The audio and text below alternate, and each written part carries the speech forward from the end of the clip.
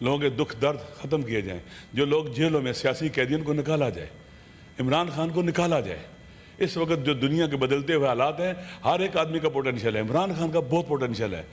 خدا کے لیے پاکستان کے اندر پولیٹیکلی ہارمنی پیدا کریں، لائیں ان کو پار، ان سیاسی قیدیوں کو سزائیں نہ دیں۔ ہزاروں لوگ جیلوں میں۔ ایران کے آیت اللہ خامنئی اور امام خمینی کو سے لے کر ان تک یہ حرام سمجھتے ہیں ایٹم بم بنانے کو، جائز نہیں سمجھتے ایٹم بم بنانے کو۔ ایٹم بم نہیں بنانا چاہتے، وہ کہتے ہیں اگر ہم ایٹم بم بنانا چاہتے دنیا کی کوئی طاقت روک نہیں سکتی تھی ہمیں۔ گریٹر اسرائیل بننے میں ایران ایک رکاوٹ ہے۔ اس وقت جو وہاں جنگ ایران لڑ رہا ہے، یہ پورے ایسٹ کی جنگ ہے، پورے ایشیا کی جنگ ہے، جہان اسلام کی جنگ ہے۔ اگر خدا نہ خواستہ وہ اس دیوار کو گرا دیتا ہے تو مکہ مدینہ پر قبضے سے کون روکے گا اس کو؟ اس میں خاموشی اختیار کرنا اور خالی بیان تک محدود نہیں رہنا پڑے گا۔ یہ ہم سب کی جنگ ہے، پورے ایسٹ کی جنگ ہے، جہان اسلام کی جنگ ہے، امت مسلمہ کی لڑائی ہے یہ۔ اس لیے ایک چھوٹا سا اسرائیل ہے بالکل، جس کی نہ کوئی بیک ہے نہ ڈیپتھ ہے، اس میں اتنی جرت کہاں سے ہے، اتنی طاقت کس نے دی ہے اس کو؟ میں ایران میں رہا ہوں، میں 8-19 سال وہاں میں نے پڑھا ہے، میں نے قریب سے دیکھا ہے جنگ کو بھی۔ وہاں پر وہ ہارنے والے نہیں ہیں، وہ امام حسین علیہ السلام کے ماننے والے ہیں۔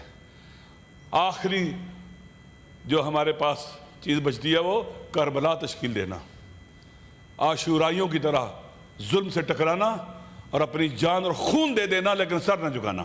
آپ دیکھ لیں، اسرائیل نے ایران پر حملہ کیا بلا وجہ، تمام عالمی قوانین کی، یونائٹڈ نیشن کے چارٹر کی مخالفت کی ہے، اور اس سے پہلے وہ غزہ میں بے گناہ انسانوں کو قتل کر رہا تھا، جینوسائیڈ کر رہا تھا۔ اس سے پہلے وہ شام کے اندر گھسا اور وہاں کی ملٹری انسٹالیشن ساری تباہ کر دی اس نے، بلکہ انکروچمنٹ کی اور شام کے اندر چلا گیا ہوا ہے۔ اب وہی اسرائیل ایران پر چڑھ دوڑا ہے، حملہ کیا اس نے شروع، اور عالمی قوتوں امریکہ کی سپورٹ سے ہوا ہے، برطانیہ، فرانس اور یورپ کی سپورٹ سے ہوا ہے۔ اسرائیل اس سے بہت حقیر ہے کہ وہ حملہ کر سکے اکیلے، لہٰذا وہ چاہتا کیا ہے؟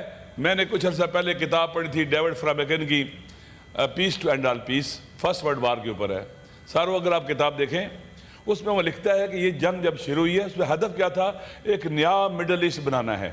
اس میں وہ لکھتے ہیں کہ مڈل ایسٹ سے مراد فقط یہ والا جو مڈل ایسٹ ہے نہیں، یہ افریقہ کے مسلمان ممالک سے لے کر سینٹرل ایشیا تک کا علاقہ تھا، ساؤتھ ایشیا بھی اسی کے اندر تھا۔ ایک نیا مڈل ایسٹ بنانا ہے۔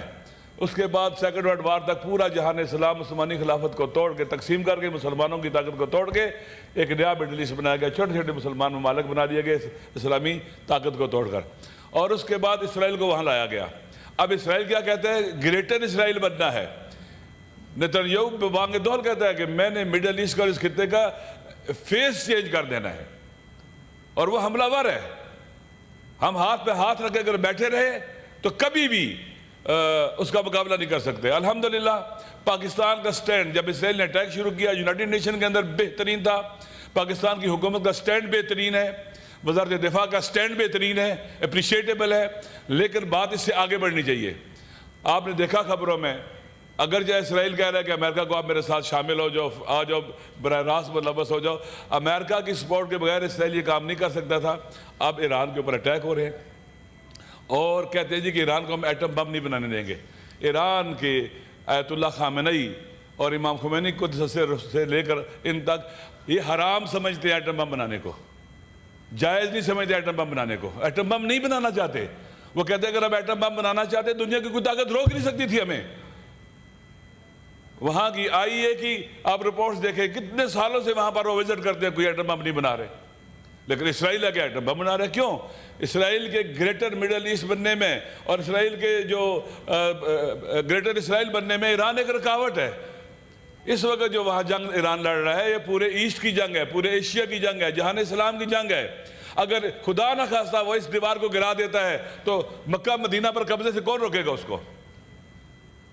ڈینس لیوی اپکن کی کتاب ہے ریٹرن ٹو مکہ، جو سیونسٹ ہے، وہ پڑھنے والی ہے۔ وہ مکہ تک جائیں گے، وہ مدینہ تک جائیں گے، وہ خیبر تک جائیں گے۔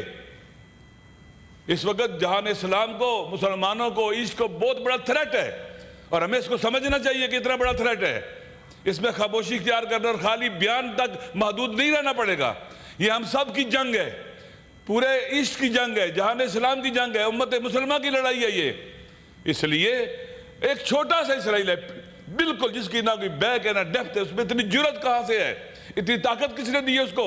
امریکہ نے۔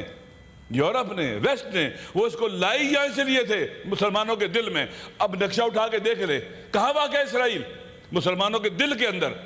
لہذا وہ لائی اس لیے تھے کہ اس پورے خطے کو اپنے کنٹرول میں رکھنا ہے، گریٹر اسرائیل بنانا ہے، اور سارے کی ساری جو کہ سمندری شاہراہیں ہیں، جو باب المندب سے لے کر اپنے ہرمز تک انرجی کے ذخائر ہیں، سب پر قبضہ کرنا ہے اور ہمیشہ دنیا پر حکومت کرنی ہے۔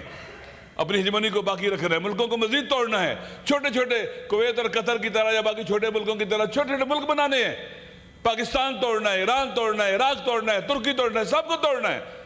اس لیے یہ خطرناک صورتحال ہے، ہم سب کی ذمہ داری ہے کہ اس کے مقابلے میں کھڑے ہوں۔ جہاں تک میں ایران میں رہا ہوں، میں 19 سال وہاں میں نے پڑھا ہے، میں نے قریب سے دیکھا ہے جنگ کو بھی، وہاں پر وہ ہارنے والے نہیں ہیں، وہ امام حسین علیہ السلام کے ماننے والے ہیں۔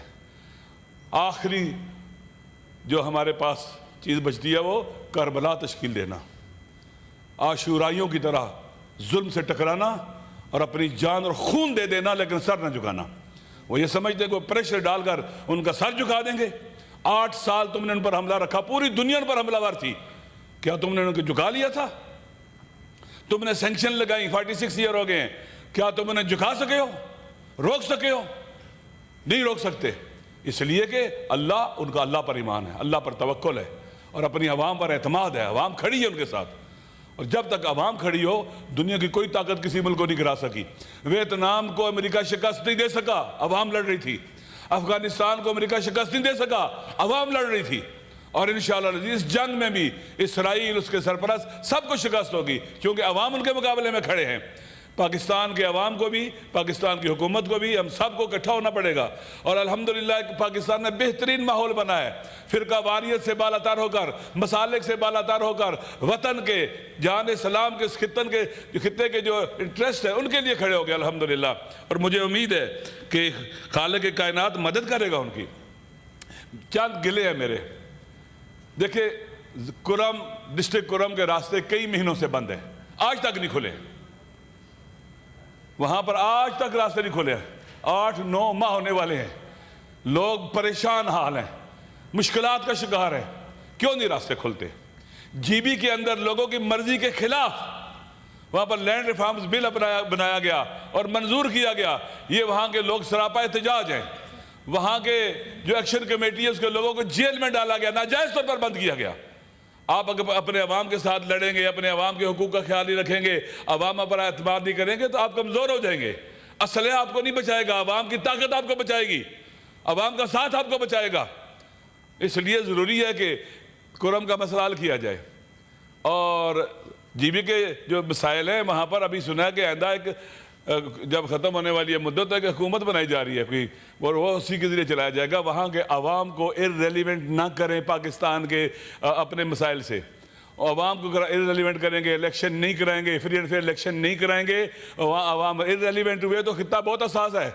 انڈیا آج بھی کہہ رہا ہے کہ ابھی تک سندور، جو پتہ نہیں سندور کیا تھا، وہ جو ان کا پلان تھا جنگ کا، حملے کا نام دیا تھا، وہ ختم نہیں ہوا ہے، روکا ہے خالی، وہ بند نہیں ہوا ہے۔ آج بھی میں نے سنا ہے کہ مودی نے پریزیڈنٹ ڈونلڈ ٹرمپ کو خطاب کیا ہے۔ بس ختم کرتا ہوں۔ لہذا ضروری ہے کہ عوام کے ساتھ اپنی اولاد کی طرح خیال رکھا جائے۔ ریاست ماں ہوتی ہے، لوگوں کے دکھ درد ختم کیے جائیں، جو لوگ جیلوں میں سیاسی قیدیوں کو نکالا جائے، عمران خان کو نکالا جائے۔